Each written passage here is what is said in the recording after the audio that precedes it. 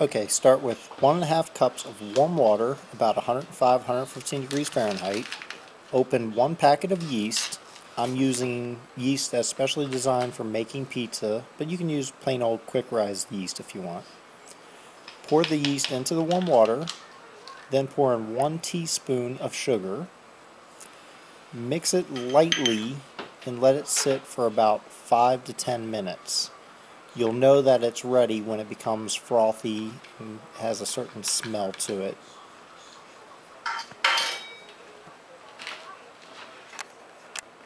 Now we can start by mixing dry ingredients. Start by adding 4 cups of flour.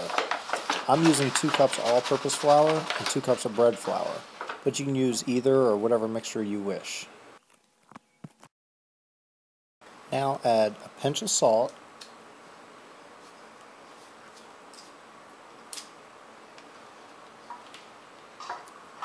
then take a whisk and combine the dry ingredients.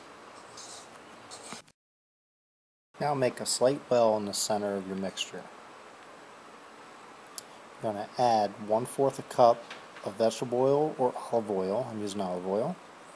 Then about 1 teaspoon of honey if you choose. You don't have to do that. That's just what I prefer.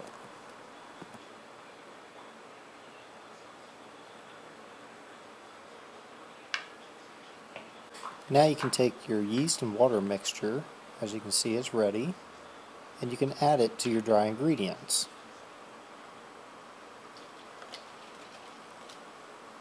Once you've done that, you can either mix it by hand or you can put it into a mixer with a dough hook.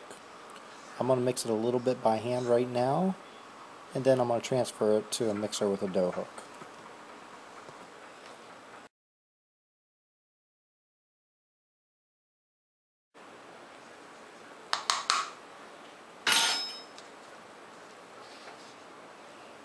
If you're using a mixer, you can mix it for about 5 minutes on a setting of 1 or 2, low to medium. If you're not using a mixer, just knead it by hand for about 10 minutes.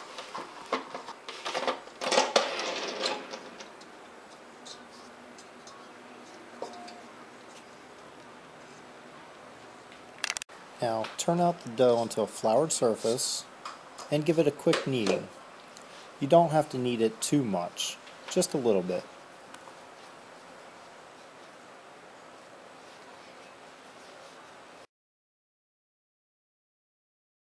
Now form your dough into a nice round ball.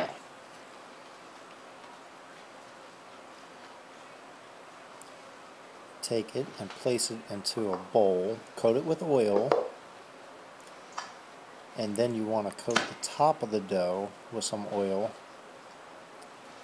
And then you're going to want to cover it with either saran wrap or a moist dish towel.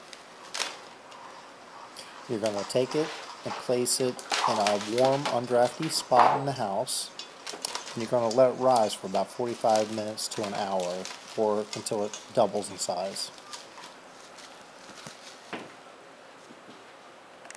Okay, it's been about 45 minutes, and I'm going to preheat my oven to 450 degrees.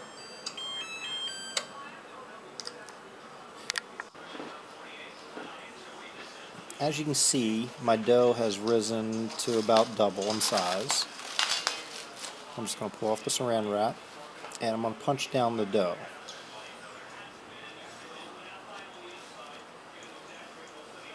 I'm going to take the dough and I'm just going to pour it out to a floured surface so I can give it one last kneading.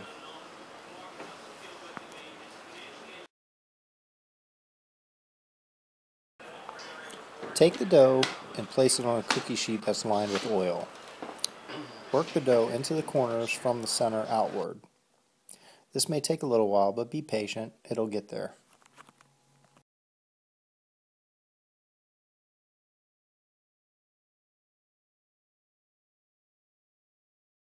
Now that it's ready, you're going to take it, place it on the bottom rack of your oven for about 5 to 7 minutes.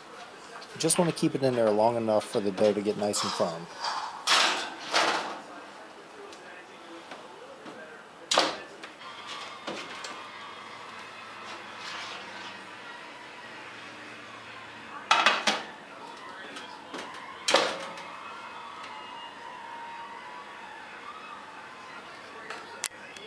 Now that your dough is nice and firm, you're going to want to add your sauce.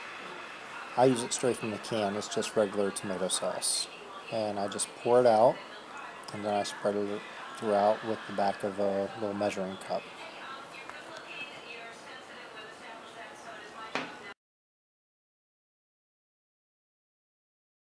I like adding Parmesan cheese to my pizza, so I put that on right now.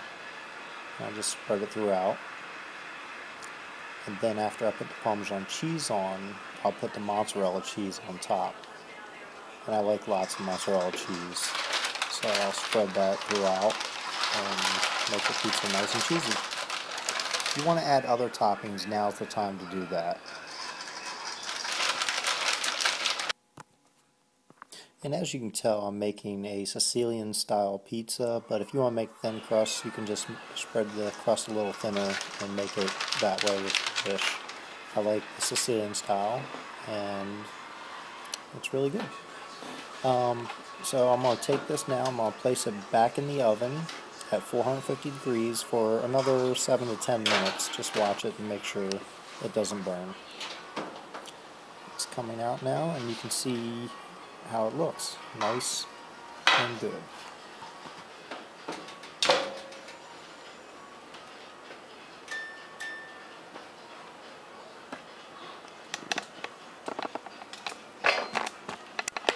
Thanks so much for watching, and please don't forget to like, share, and make a comment. Can't wait to hear from you. Thanks.